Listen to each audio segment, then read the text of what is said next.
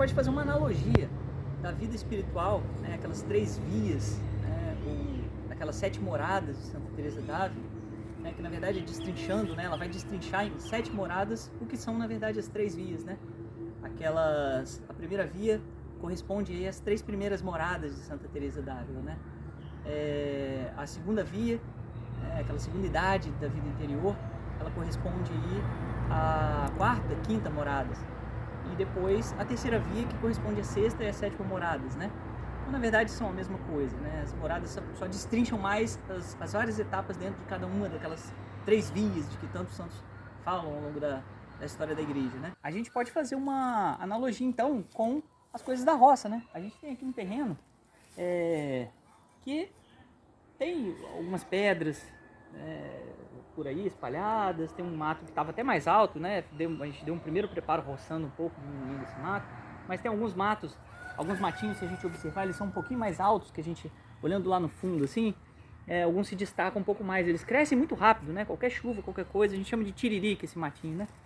Ele é um matinho que ele vem com muita força, e sempre ele é insistente, ele é chato, né? Por isso é o nome tiririca, né? E a gente, aí tem alguns formigueiros que a gente vai descobrindo depois, então tem muita coisa para fazer ainda, bruta, vamos botar assim, né? O primeiro exercício bruto aqui no terreno, que corresponde à primeira conversão e ao início da vida espiritual, né? A primeira via. Então a gente tem que limpar o terreno da nossa alma, né? A gente tem que começar a cavucar, tirar uns pedregulhos primeiro, ou seja, os pedregulhos seriam os nossos pecados mortais, né? A primeira coisa que a gente tem que fazer é eliminar aquilo para poder já manter um estado de graça na alma. E depois a gente vai eliminando também alguns pecados veniais, que a gente pode fazer uma analogia com esses matinhos chatos, né, as tiriricas.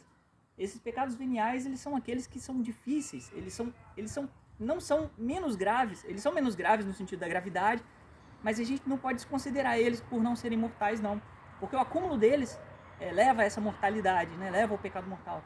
E também eles são muito insistentes, como essa tiririca, né? Se você não arrancar na raiz, volta a nascer, e mesmo assim, depois de um tempo, você tem que ficar vigiando, né? Que eles voltam. Então tem que ter um cuidado todo especial também.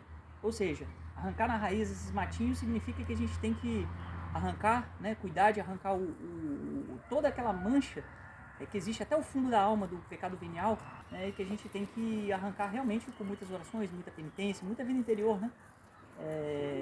Senão vai brotando, e a gente tem que vigiar muito. Então a gente vai fazendo esse primeiro trabalho, como está dentro da nossa alma. É trabalhoso tanto quanto ou mais do que as coisas aqui da roça, né? Então a gente vai cavucando, ó, a gente vai encontrando coisas grosseiras, pedregulhos, coisas assim, né? Olha o tamanho da pedra que a gente vai encontrando. Isso aqui são os pecados mortais que a gente tem que ir, eliminando da nossa alma. Depois a gente vem aqui nessas tiriricas e a gente tem que ir arrancando na raiz, né? Para isso, pessoal, a gente precisa de boas ferramentas, né? Um bom enxadão, uma boa enxada, um carrinho de mão, uma pá.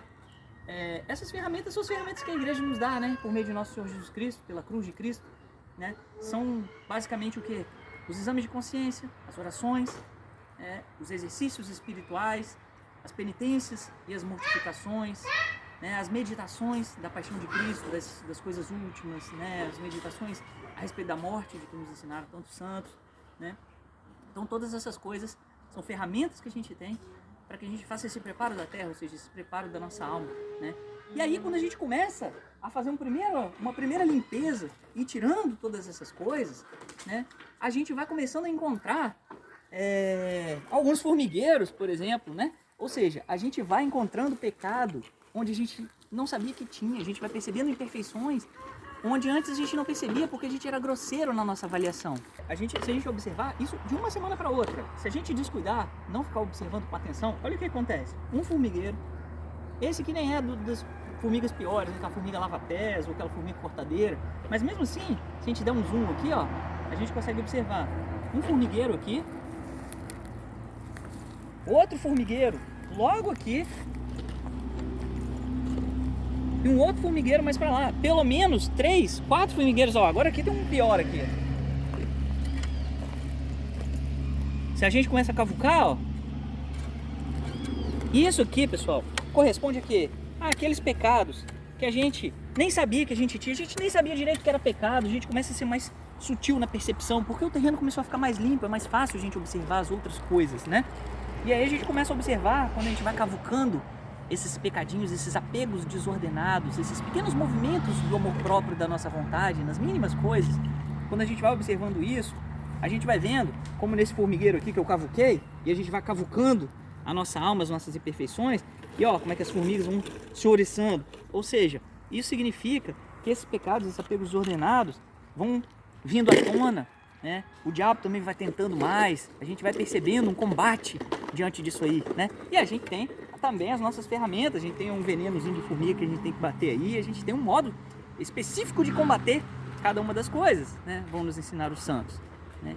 Algumas pedras já são pesadas e grandes demais, difíceis de tirar do lugar, difíceis de carregar. Então, são aqueles pecados, inclusive muitas vezes mortais, são difíceis da gente vencer, né? Aí você precisa de fazer um esforço extra, concentrar o seu esforço ali, né? Ter as ferramentas adequadas também, senão você não consegue vencer. Então, na ordem da graça, o que acontece? A gente tem que fazer o nosso esforço, né? A graça, ela está por primeiro, mas na medida em que a gente se abre a graça e dá a resposta, né? Usando aquelas ferramentas que a igreja nos dá, a gente então de graça em graça, né? Graça sobre graça, a gente vai avançando nas vias, né? Nas moradas. Então, a gente pode dizer que todo esse esforço e usar as ferramentas é a parte do homem, né? As ferramentas são a graça de Deus dada pela igreja, né? E aí, o que acontece? Uma delas aqui, o carrinho de mão, é que a gente vai ter que jogar em algum lugar esse entulho, corresponderia aí ao nosso pecado, né? E isso representaria o que então, se a gente for fazer uma analogia com a vida espiritual? O sacramento da penitência, da reconciliação, né? Pelo qual a gente se livra então de todo esse entulho na nossa alma e a gente começa a se tornar verdadeiramente livre, né? Em nosso Senhor. E assim a gente pode fazer uma analogia então com a primeira via. Depois a gente pode falar também da segunda e da terceira.